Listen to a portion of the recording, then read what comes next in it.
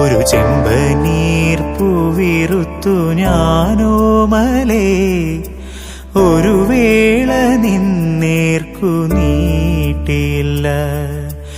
എങ്കിലും എങ്ങനെ നീയറിഞ്ഞു എന്റെ ചെമ്പനീർ പൂക്കുന്നതായി നിനക്കായി, സുഗന്ധം പരത്തുന്നതായി നിനക്കായി.